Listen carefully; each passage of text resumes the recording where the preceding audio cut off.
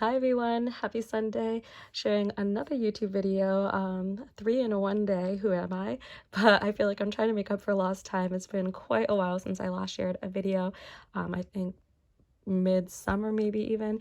So I'm trying to make up for lost time. But I wanted to share with you guys today a book review of a new book that I just purchased. If you follow me or if you know me, you know I love using children's books in counseling or classroom lessons. So if you follow me on Instagram at School Psych Managee, you'll probably notice I have tons and tons of posts related to children's books and lessons and activities of how you can use the books in counseling or classroom lessons to target skills. And on my Teachers Pay Teachers page, also at School Psych Managee, all one word, I share tons of activities or extension activities off of books for students to use, or for teachers to use with students for classroom lessons. So a couple of years ago, about 3 years ago now, we in my building rolled out the Zones of Regulation program, and I love that program. I find that it's such a great and kind of easy way to help students understand emotions, coping skills, identifying their feelings. And for me, I'm always using books, like I said, with students. I feel that oftentimes for students, especially, myself being in the elementary school level, kids have a really hard time when you're trying to address behaviors and you're trying to kind of address it with the student sort of head on, in a sense that you're really talking to the child about maybe an issue that they're struggling with, or that a skill that they might be having a hard time with. And it's hard for kids to sort of make that connection, that self kind of personal reflection, and especially in the younger grades, of course. You know, if we think about Piaget, kind of going back to old school psych classes, kind of psychology 101, when we look at children and the developmental stages, you know, little kids are really egocentric.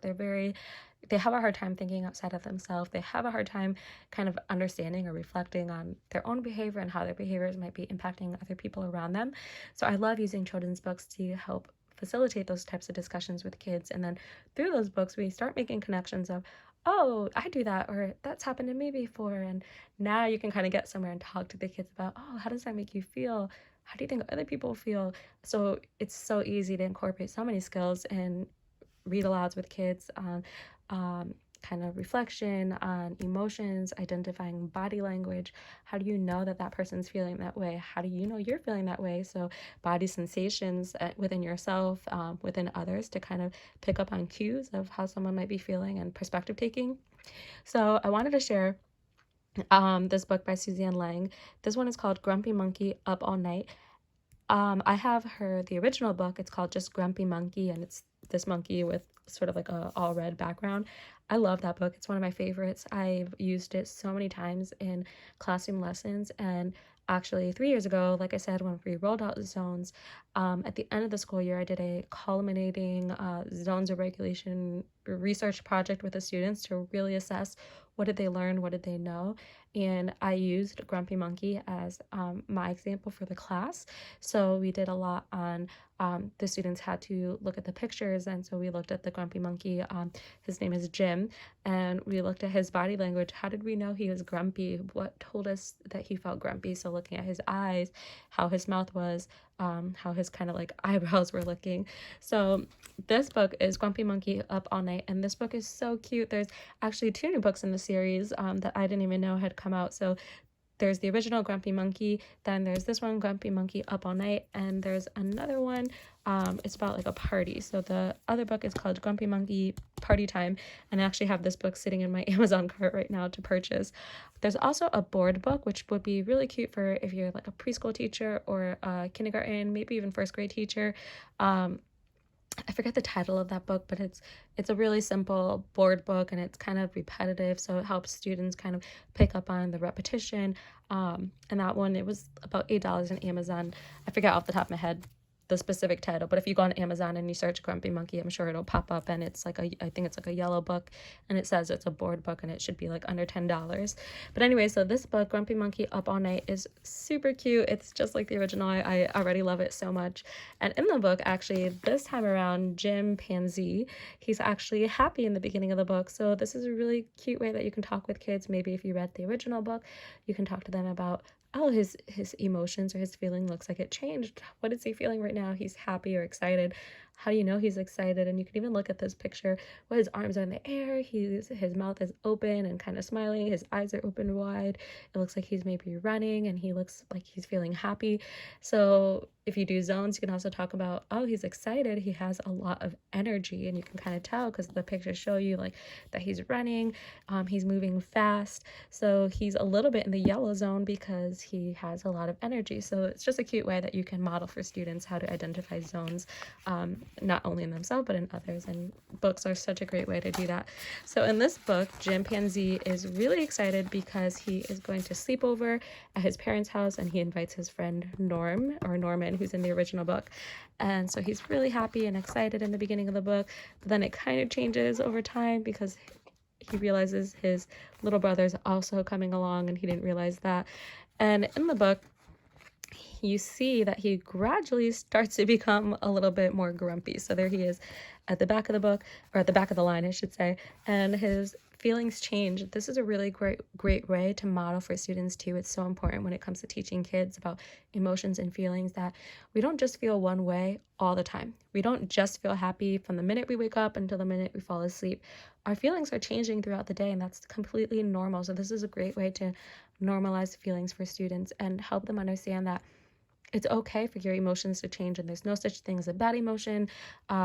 There's no such thing as, a perfect emotion, but we all experience feelings. But what matters the most is how we choose to respond to those feelings or react. So while there's no bad feelings, there are positive and sort of negative ways to react.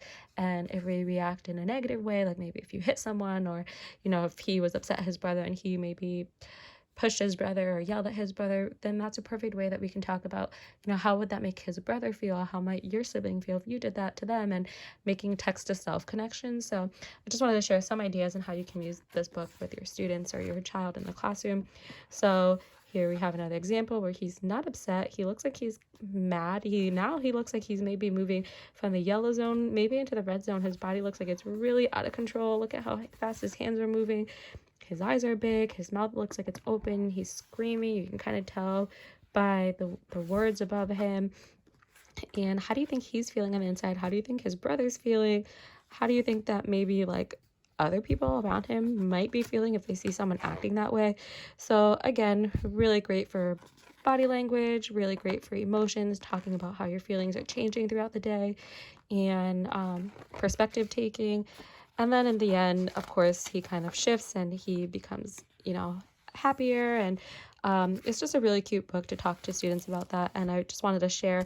So this is Grumpy Monkey Up All Night. The original book is called Grumpy Monkey, and it's a red cover book.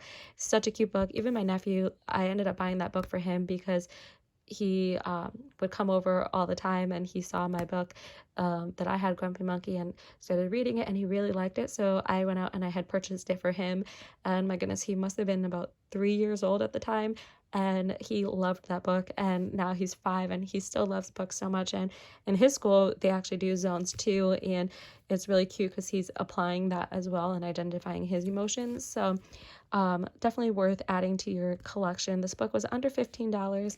I think it was maybe like 11 or 12. And again, I ordered mine on Amazon with Amazon Prime. It came super fast. And like I said, I actually have the other book in my cart right now that I'll be ordering pretty soon. So it's Grumpy Monkey Party Time. And I think this would be fantastic to get all 3 books and kind of do a little series with the kids. And what I like about this book too is by the end of the book, Grumpy Monkey, he still is feeling a little grumpy, and I love it because it kind of talks about needing space, but it also talks about, well, how can you be a good friend to someone that is maybe experiencing feelings of anger or feeling really sad? And at the end of the book, his friend Norman kind of just sits with him, and I think if I remember correctly, maybe he puts his arm around his buddy. But it's just a nice way to kind of show kids, you're not always going to feel happy, and sometimes it's okay to sit with that feeling of feeling sad or feeling angry, feeling mad, and taking space. And how can we be a good friend to support our friends that feel that way? We can just sit there with them. We don't have to talk. We don't have to give them ideas. We don't have to say anything. We can just sit there with them and let them know that they're not alone, and we're there for them when they need a friend. So a quick little synopsis of the book, and of course, I just wanted to share with you guys how you can use this book with your students. Definitely check it out on Amazon or maybe your local bookstore to see if they have it. So Grumpy Monkey Up All Night by Suzanne Lang, illustrated by Max Lang. Fantastic book. I love this series, and I'm so excited to see that they've actually added books to the series, and I can't wait to see what they come up with next. So I hope you guys enjoy this book. If you have the book, if you've used it, or you plan on ordering it, definitely share with me how you'll incorporate it into social emotional learning with your students. So leave a comment, follow me on Instagram at SchoolPsychManaG, send me a message, or leave a comment on my Instagram page of what you think of this book and how you plan to use it. So again, thank you guys so much for watching. I hope you enjoyed this little review and ideas that I shared, and I'll see you guys in the next one. Bye everyone, take care.